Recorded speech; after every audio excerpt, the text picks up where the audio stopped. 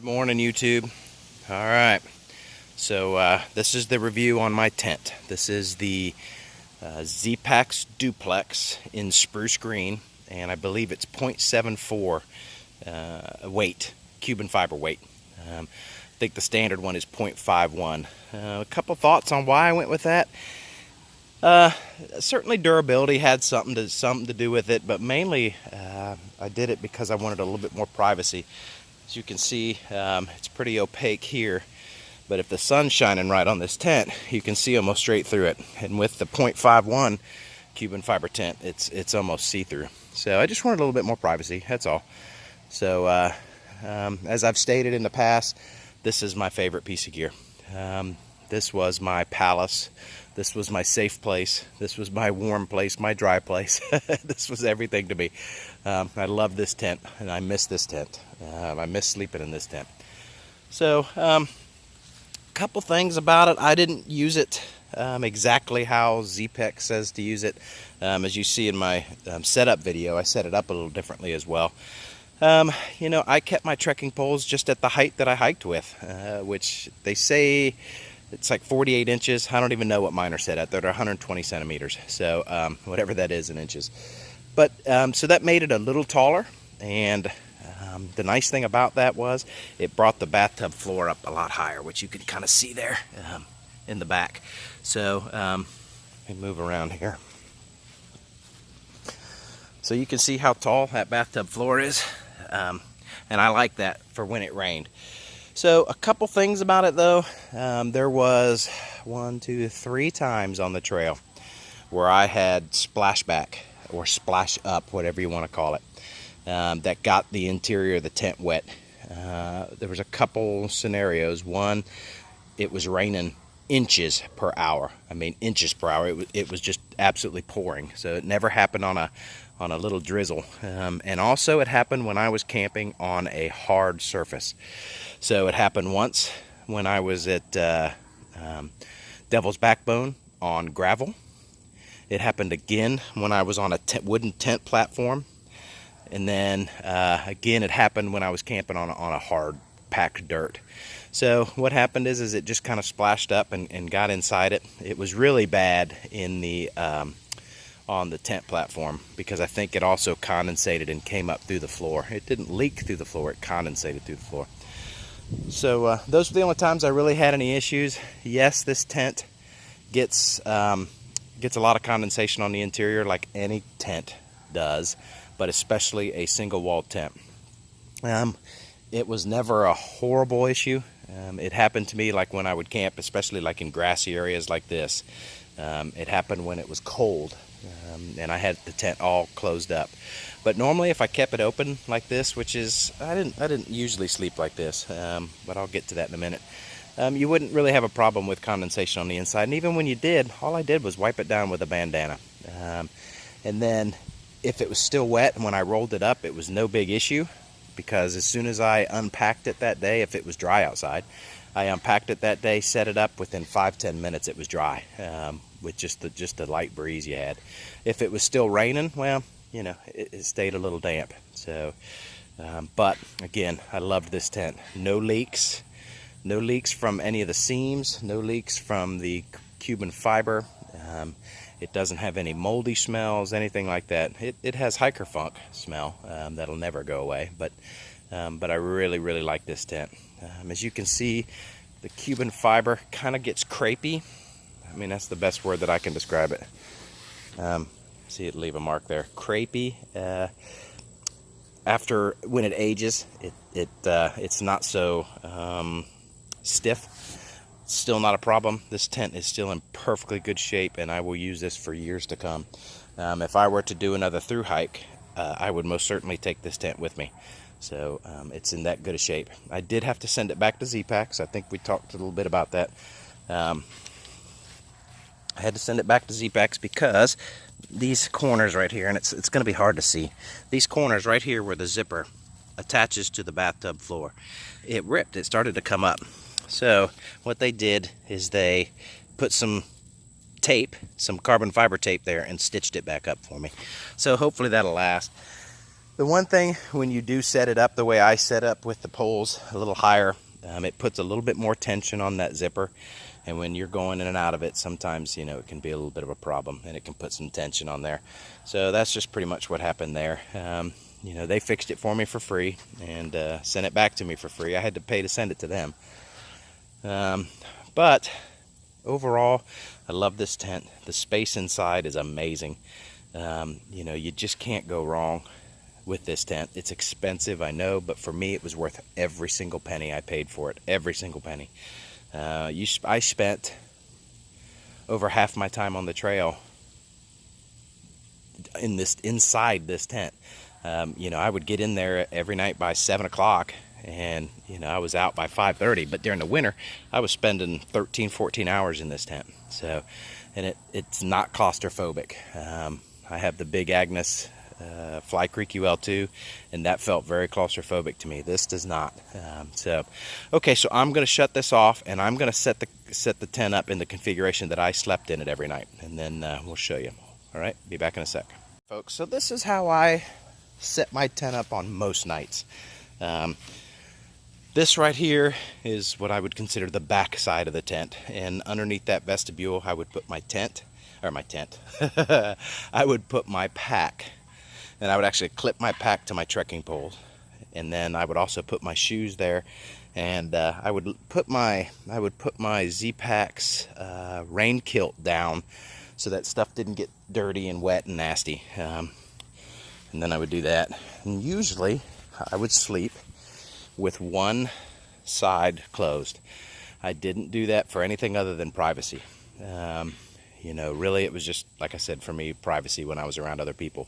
When I wasn't around other people or in a shelter or something like that, there's times when or it was hot, there's times when I would roll that flap up and just keep it open. But most of the time I slept like this, and that provided plenty of airflow. So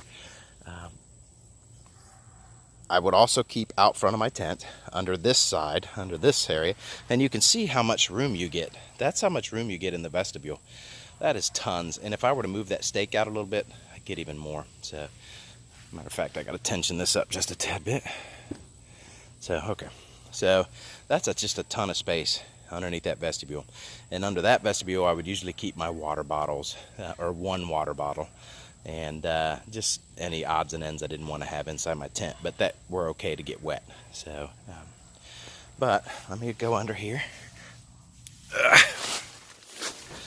So you can see, kinda, how much space you have in that vestibule. There's just a lot of space in here, and a lot of space inside this tent. See that I have a lot of room up here. I'm sitting straight up. This is in the middle of the tent, and this is how I would sit most of the times in the morning, especially when I'm making coffee and eating my breakfast. And you can see there's a lot of room. I don't have any issues with headspace. I'm not a tall guy, but you know, there's a lot of room in here. I mean, you can see it. So probably, I don't know, 3 or 4 inches above my head to keep me from hitting it. I also, if you can see, I hung a line, there we go, all the way across this tent, and I use that as a clothesline. So every night I hung my wet shirts and socks on that, just to help dry them out a little bit, and really just to keep them up off the floor and out of my way. All right, let's kind of talk about stakes. These are the stakes that I used. These are the titanium 6.5-inch shepherd hooks. They're extremely lightweight.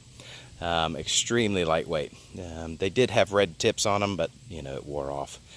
So 90% of the time, this is the only type of stake I used on all of the tent. But every now and then, when I felt that the weather was going to be bad, I carried 2 of these stakes. You see, it's even bent.